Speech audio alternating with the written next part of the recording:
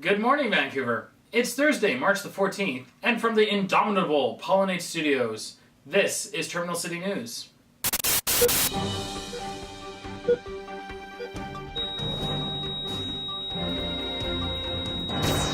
At the end of February, the hammer fell on Station Square, that frumpy little mall complex beside Metropolis at Metrotown, and each of the businesses had packed up a ways before that point, leaving a sad husk of former employment.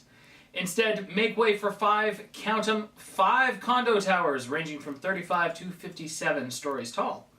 Now, granted, there will be some mixed-use development in there, possibly some token restaurants and probably at least 3 Starbucks, but this is symptomatic of the problem Metro Vancouver is facing now.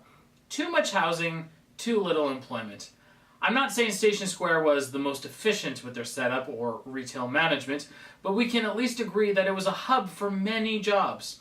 Instead, most of the jobs in that area will now be gone and replaced with hundreds of housing units at ridiculously overinflated costs. Interestingly enough, the demolition crews didn't even have to lift a finger. When they arrived at the site, the parking lot on top of Calvert Foods had already given away and annihilated the area, fulfilling its long-awaited prophecy. In Guelph Park, a local guerrilla artist's mock replica sign proclaiming the area Dude Chilling Park was recently voted by the Parks Board to be restored to the area. Parks officials took the sign down, but internet interest gave them pause, and now the sign is back to its former glory. Even the Museum of Vancouver has expressed interest in giving it a home. The sign came about as it is reflective of a Michael Dennis sculpture of a man lounging in the park. Well, if we're going for a theme of calls it as you sees it, can I suggest a few other names for local parks? Perhaps Passed Out Drunk Guy Park, Creepy Guy with Binoculars Park, Unattended Children Park, or my personal favorite, God, it's too bright out, these kids are damn loud, but that soccer mom is one heck of a MILF park. More sadness coming from the Arbutus Ridge complex as the Varsity Ridge Bowling is set to close its doors in the near but undetermined future. Seniors continue to put up one hell of a fuss about it though, calling it a sin and a loss of good exercise. Yeah, I don't know. Ironically, the owners of the alley are eagerly awaiting a call from the Museum of Vancouver, as their giant 60-plus-year-old bowling pin needs a new home. But the museum seems to be more interested in sarcastic guerrilla societal statements. We now go to our sports expert, Nate Ferguson, for his take on Tuesday night's Canucks game. Over to you, Nate. Hi guys, it's Nathan the sports expert here. I'm going to talk about a few sports from Wimbledon to hockey to even the NHL. We're going to do some highlights over the past week's games.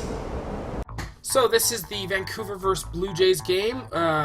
Blue Jackets is what I meant to say. And look at all these people. They are coming out to support us at the nationwide arena. This arena has been known for years. Look at Jim. He's got a beard. And as I was saying, this arena has been known for years for hosting games like this.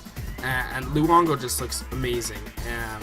He's having trouble put his jersey on, but that's okay. I want to talk about the first period, okay?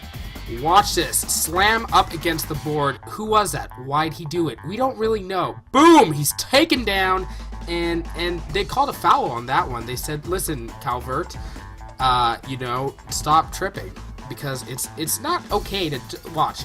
It's crazy. That's what that is. That's the ref, Johnny, and he's telling Calvert, listen, you got to sit out this game because you're really bad on the field and you're making us all look bad. And what we're really looking for here is a touchdown because, we need that. We need that in the game. Look at the Canucks. They're all over the ice right now. They really don't know what they're doing. Their game needs to be... they need to focus on their game right now. They're all over the ice, and there's a lot of pushing and shoving, and quite frankly, the refs are saying, you know what, guys?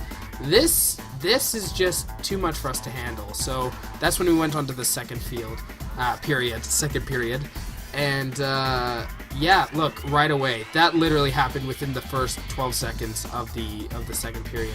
They came around with a move called the swish around. See, did you see that? That's why it's called the swish around. Boof, past Louis, and Louis said, "You know what? I quit." So right now the coach is trying to tell Louis not to quit. He's just saying, "Listen, stay on the ice." And we got Calvert and Johnny. They shot it in because the whole team was really concentrated on Louis, and Parker and Higgins were they really had their game on. They said, let's skip past the ice, let's skip past the foreplay, and just slide the puck along. Like, whoa, look at that. Everyone saw it, and yet nobody knew it was coming. Third period, let me talk about this. You won't believe it. Watch how he slides along the ice like it's a baby on butter. He glides like it's nobody's business. Swoosh. Oh, he counters it. And Louis tries not to get it in, but, things happen. But luckily, Higgins got it. He blocks it, and there's Johnny Patterson. He's going down the ice, and like I always say, if you can run the mile, then you got the ball. And that's the main thing about this game, is that you need to know what you're doing on the ice. And those circles out there, that's a real important thing. Watch how they glide along it.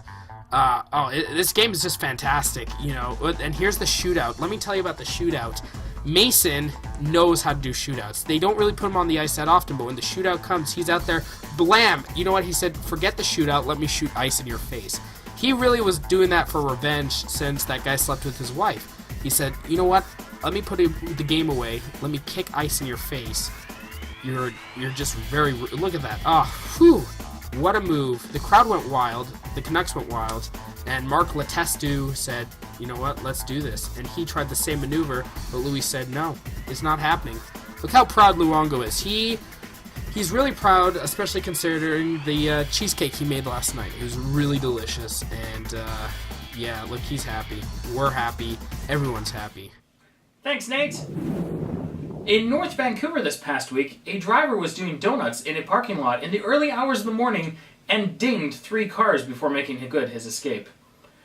Okay, I'm confused. How hard was he throwing the donuts for them to damage those cars? Why haven't the police caught him yet? Can't they just follow the trail of donuts? What kind of donuts are we talking about here? Boston cream? Honey cruller? Plain? Because plain donuts can get pretty stiff after a few hours in the rack at Tim Hortons. Oh. Was this a disgruntled Tim Hortons employee? We should look into this. Shaw is finding themselves in deep water again, as not long after some questionable conduct in workplace relations surfaced, a routine technical inspection caused the content of millions of emails of Shaw clients to be deleted. Whoops! Luckily, the recipients still got to see who emailed them and at what time, but still, what's going on, Shaw? Those little flying white computer things in your ads, did your technician accidentally massacre millions of them like some sort of Tron bloodbath? Tomorrow evening, McDonald's is hosting a mystery show with Ronald McDonald on East Hastings. Bring your kids. Do I even need to make a joke here? Because this is already kind of freaking me out. That's all the news we have for you this week, folks. I've received word that we've just been canceled. Nope, we're back on next week. Join us next week, folks.